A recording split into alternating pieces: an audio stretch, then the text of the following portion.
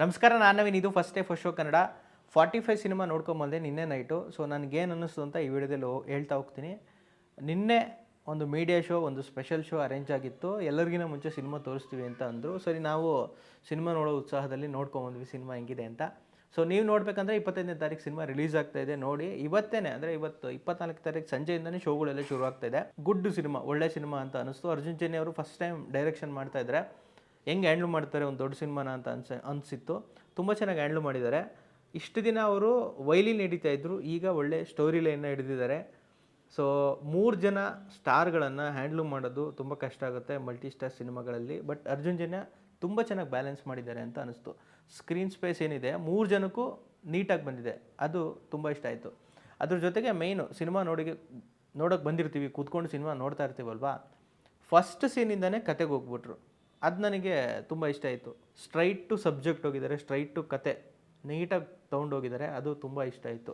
ಈ ಸಿನಿಮಾದಲ್ಲಿ ಪ್ಲಸ್ಸು ಮತ್ತು ನನಗೆ ತುಂಬ ಇಷ್ಟ ಆಗಿದ್ದು ಅಂದರೆ ಶಿವಣ್ಣ ಅವರ ಪರ್ಫಾರ್ಮೆನ್ಸು ತುಂಬ ಇಷ್ಟ ಆಯಿತು. ಅದಾದಮೇಲೆ ಕ್ಲೈಮ್ಯಾಕ್ಸು ಒಂದು 20 ಮಿನಿಟ್ಸು ತುಂಬ ಚೆನ್ನಾಗಿದೆ. ಸೊ ಶಿವಣ್ಣವರ ಫ್ಯಾನ್ಸ್ಗೆ ಇದೊಂದು ಮಸ್ಟ್ ವಾಚ್ ಸಿನಿಮಾ ಅಂತ ಹೇಳ್ಬೋದು. ತುಂಬ ಗೆಟಪ್ಗಳಲ್ಲಿ ನೋಡ್ತೀರಾ, ಒಂದು ಸಿನಿಮಾ ಅಂತ ಅನಿಸಲ್ಲ. ಆ್ಯಸ್ ಎ ಶಿವಣ್ಣನ ಫ್ಯಾನ್ಸ್ ನೀವು ನೋಡಿದ್ರೆ ತುಂಬ ಸಿನಿಮಾದಲ್ಲಿ ಸಿಗೋ ಮಜಾ ನಿಮ್ಗೆ ಒಂದು ಸಿನಿಮಾದಲ್ಲೇ ಕೊಟ್ಟಿದ್ದಾರೆ. ಅದಾದಮೇಲೆ ಬ್ಯಾಲೆನ್ಸ್ ಮಾಡಿದ್ದಾರೆ. ಒಂದು ಹೊಸ ಕಥೆನ ಹೇಳಬೇಕು ಅನ್ನೋದ್ರ ಜೊತೆಗೆ ಈ ಕಡೆ ಫ್ಯಾನ್ಸ್ಗಳನ್ನು ನಾನು ಟ್ರೀಟ್ ಮಾಡಬೇಕು ಅಂತ ಅವ್ರನ್ನೂ ಗಮನದಲ್ಲಿ ಇಟ್ಕೊಂಡು ಸಿನಿಮಾ ಮಾಡಿದ್ದಾರೆ ಅಂತ ಅನ್ನಿಸ್ತು.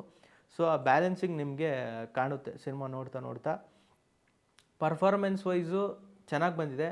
ಉಪೇಂದ್ರ ಅವ್ರದ್ದು ಇನ್ನೂ ಸ್ವಲ್ಪ ಚೆನ್ನಾಗಿರಬೇಕಾಗಿತ್ತು. ಚೆನ್ನಾಗಿ ಮಾಡಿದ್ದಾರೆ, ಬಟ್ ಸ್ಟಿಲ್ ಏನು ಅಂತಂದರೆ ರೆಗ್ಯುಲರ್ ಅಂತ ಅನಿಸ್ಬಿಡುತ್ತೆ ಕೆಲವು ಸಲ. ಇವಾಗ UI ರೀಸೆಂಟಾಗಿ ರಿಲೀಸ್ ಆಗಿತ್ತು, ಅಲ್ಲೂ ಒಂದು ಬ್ಯಾಡ್ ಅನ್ನೋ ಕ್ಯಾರೆಕ್ಟರ್ ಬರುತ್ತೆ. ಸೊ ಆ ಕ್ಯಾರೆಕ್ಟ್ರ್ ಥರನೇ ಈ ಕ್ಯಾರೆಕ್ಟ್ರು ಆ್ಯಸ್ ಎ ಪರ್ಫಾರ್ಮೆನ್ಸ್ ಅಂತ ಅನಿಸ್ತು. ಅದು ಬಿಟ್ಟರೆ ಓವರಾಲ್ ಚೆನ್ನಾಗಿದೆ, ಸಬ್ಜೆಕ್ಟು ಚೆನ್ನಾಗಿದೆ ಸಿನಿಮಾ. ಒಂದು ಎಕ್ಸ್ಪೆರಿಮೆಂಟ್ ಕೊಡೋಕ್ಕೂ, ಒಂದು ಎಕ್ಸ್ಪೀರಿಯೆನ್ಸು ಹೊಸದಾಗಿ ಕೊಡಬೇಕು ಅಂತ ಟ್ರೈ ಮಾಡಿದ್ದಾರೆ ಅನ್ನೋದು ಸಿನಿಮಾದಲ್ಲಿ ಕಾಣ್ತಾ ಇದೆ. ಅದ್ರ ಜೊತೆಗೆ ರಾಜ್ ಬಿ ಶೆಟ್ಟಿಯವರ ಪರ್ಫಾರ್ಮೆನ್ಸ್ ಕೂಡ ಚೆನ್ನಾಗಿದೆ. ತುಂಬ ಕಡೆ ನಗಿಸ್ತಾರೆ ಅವರು, ಅವರ ಆ್ಯಕ್ಟಿಂಗ್ ಮೂಲಕ, ಭಾಷೆ ಮೂಲಕ. ಅದ್ರ ಜೊತೆಗೆ ಅವ್ರು ನೋಡಿದ್ರೆ ಪಾಪ ಅನಿಸುತ್ತೆ ಆ ಕ್ಯಾರೆಕ್ಟ್ರ್ ನೋಡಿದ್ರೆ. ಅದ್ರ ಜೊತೆಗೆ ಇದು VFX ವರ್ಕ್ ಕೂಡ ಚೆನ್ನಾಗಿ ಬಂದಿದೆ. ಎಸ್ಪೆಷಲಿ ಲಾಸ್ಟ್ 20 ಮಿನಿಟ್ಸ್ ಅಂತ ಹೇಳಿದ್ನಲ್ಲ, ಅದು ತುಂಬ ಚೆನ್ನಾಗಿ ಬಂದಿದೆ. CG ವರ್ಕ್ ಆಗಿರ್ಬೋದು, ಇನ್ನೊಂದು ಆ ಪ್ರಾಪರ್ ಒಂದು ಎಕ್ಸ್ಪೀರಿಯೆನ್ಸ್ ಕೊಡಬೇಕು ಅಂತ ಇದ್ದಾರಲ್ಲ, ಅದು ತುಂಬ ಚೆನ್ನಾಗಿ ಬಂದಿದೆ.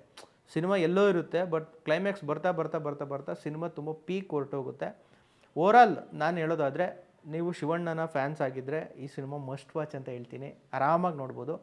ಬಟ್ ನೀವು ನಾರ್ಮಲ್ ಆಡಿಯನ್ಸು ಒಂದೊಳ್ಳೆ ಸಿನಿಮಾ ನೋಡಬೇಕಂತಂದರೆ ನೋಡ್ಬೋದು. ಒನ್ ಟೈಮ್ ವಾಚಬಲ್, ಒಳ್ಳೆ ಸಿನಿಮಾ, ಗುಡ್ ಸಿನಿಮಾ, ಒಂದೊಳ್ಳೆ ಎಕ್ಸ್ಪೀರಿಯೆನ್ಸ್ ಕೊಡುತ್ತೆ. ಸೊ ಫೈನಲಿ ಏನಂತಂದರೆ ಅರ್ಜುನ್ ಜನ್ಯ ಅವರು ಸಿನಿಮಾ ಮೇಲಿನ ಭಕ್ತಿ ಜೊತೆಗೆ ಅವ್ರಿಗಿರೋ ದೈವ ಭಕ್ತಿ ಎರಡೂ ಸಿನಿಮಾದಲ್ಲಿ ತೋರಿಸಿದ್ದಾರೆ. ಚೆನ್ನಾಗಿ ಬಂದಿದೆ ಸಿನಿಮಾ. ನೀವೇನಾದರೂ ಸಿನಿಮಾ ನೋಡಿಲ್ಲ ಅಂತಂದರೆ ನೋಡಿ, ರಿಲೀಸ್ ಆಗ್ತಾಯಿದೆ. ನಿಮ್ಗೇನು ಅನ್ನಿಸ್ತು ಅಂತ ಹೇಳಿ. ಮತ್ತೆ ಸಿಗೋಣ ನೆಕ್ಸ್ಟ್ ವೀಡಿಯೋದಲ್ಲಿ.